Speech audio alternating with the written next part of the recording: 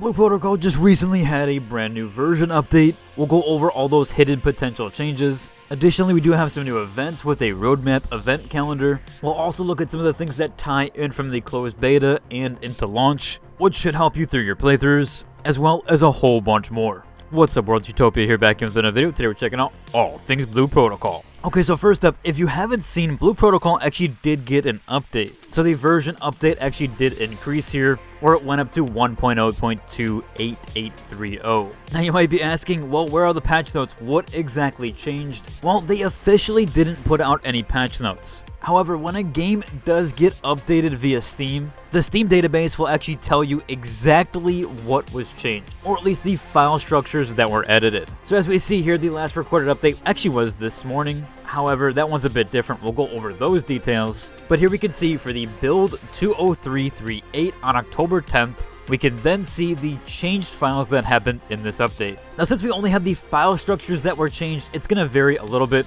And again, these are not official patch notes by any means, but we can combine data from recent games, as well as beta changes that happened with Blue Protocol, and combining resources from other games that have had these same file structures changed. But again, I do want to clarify, these are not official patch notes, just speculation.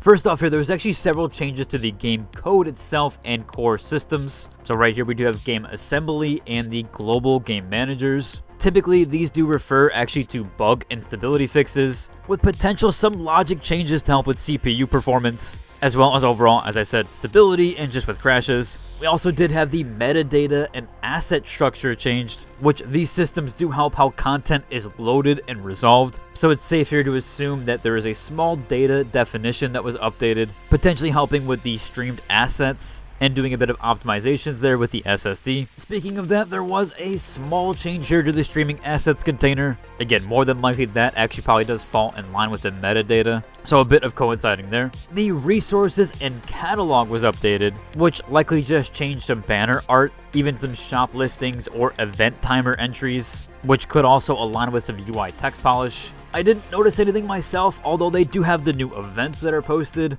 but I do believe those have been there since launch. It also could be some UI and translation text issues that were fixed, but I also, again, haven't noticed anything. If you guys have seen any changes, please put them in the comments down below, of course. Another pretty decent sized change here is actually to the boot config, which again will help with the stability, vsync defaults, worker threads, even DX12 and Vulkan preferences there. The change should feel subtle though. As of right now, there is actually no way to enable DX12, so right now it is just DX11, so there is no Vulkan or DX12 support. I might do a settings video later on to kind of help with some of the performance stuff. However, what I will say is if you have a 4000 series or newer NVIDIA graphics card, you can actually enable smooth motion in the NVIDIA app. You do actually have to enable this manually, which means you do have to add the exe to the graphics settings of your NVIDIA app. Now, there is a simple way to do this with your task manager. While the game is running, you can actually right-click on it and then head to Open File Location, and that'll go directly to the exe that is actually running the game,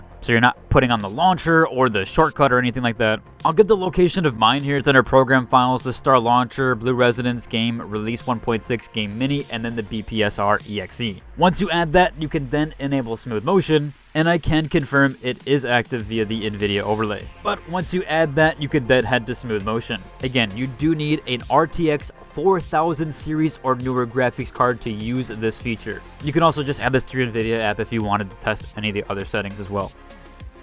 Now, to just do a quick overview of what was changed in the Steam database, as well as just the patch notes in general, and those visible impacts to you. As I mentioned, banner, shop, event rotations might have been changed or updated there. It seems like they did do some stability and performance fixes, but these were very micro, so you might not notice anything too crazy. Again, just crashes or micro stuttering that would have helped. There was potentially a small balance and data nudge, but we don't know for sure. They normally would have documented that. And there hasn't been any changes with the CN client, so I assume if anything, it was something that was out of line. Essentially, there was no balance change there, might have not been at all. It could have even pertained to the enemy tables, and realistically, it might have just been something that wasn't performing correctly, not that there was an actual balance change. And then last up, the localization or UI polish. Again, I haven't noticed anything. There is some stuff that doesn't make a lot of sense. There is some still translation and UI issues there. I am hoping they iron that out eventually. And just to preface one more time, these are not official changes. These are just speculations given the file changes that we've had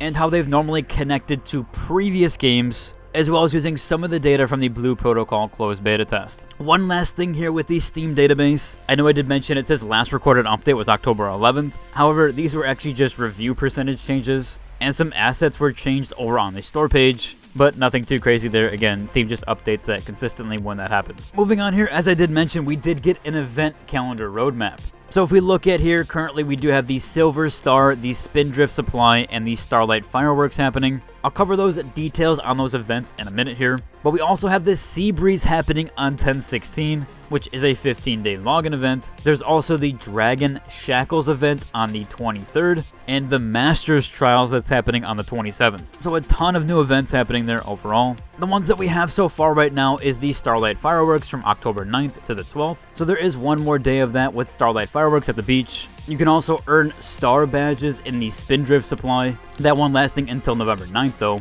And then the last event that we still have here is the Silver Star Carnival. And again, you can get some Silver Star badges with a variety of active events there. And that also has this same end date, November 9th. If you're wondering when those events will end, I believe those will more than likely be coinciding with the reset. If you didn't know, reset time is actually 2 a.m. Central Time, 3 a.m. Eastern, which then does make it 12 a.m. Pacific. Again, I'll have various times here when reset time actually is. Next up here is something here from closed beta. If you did play it in closed beta, you were allowed to make purchases during it, and then they were going to refund you 1-to-1, just without the first time purchase bonus. Do believe you'll have to snag that now with launch. Well, they do have a way to actually claim that to a character. Now, you can only claim it to a single character on your official game account, where they do have this here, play BPSR, CBT lookup, and you can look up your name, and it actually shows your history if you have claimed it already. So I'll blur out some of my stuff here, but for the most part, you can see what I purchased during the beta, which was the Advanced Pass, and then I also got that refunded to my account.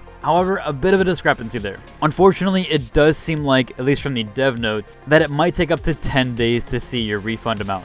I still have not gotten mine either, so I'm not 100% sure there. We still don't have any word or update on that. I also wanted the Advanced Season 1 Pass with launch, so a little bit disappointed there overall. And I did go ahead and repurchase it. I'm not really sure what's going to happen. Hopefully they just give me like a token that I can use on future battle passes. But yeah, I'm not exactly sure for those that did purchase a battle pass specifically, or for people that purchased a monthly card. There is a limit to purchase up to 3 monthly cards right now. So if you purchase 2 or 1 during the beta, I'm not exactly sure how that's going to tie into things. Yeah, we'll have to wait and see. Hopefully they do give us some more knowledge around that. Overall, that's about covered for today's video. If you enjoyed, like, subscribe, and until the next one, deuces.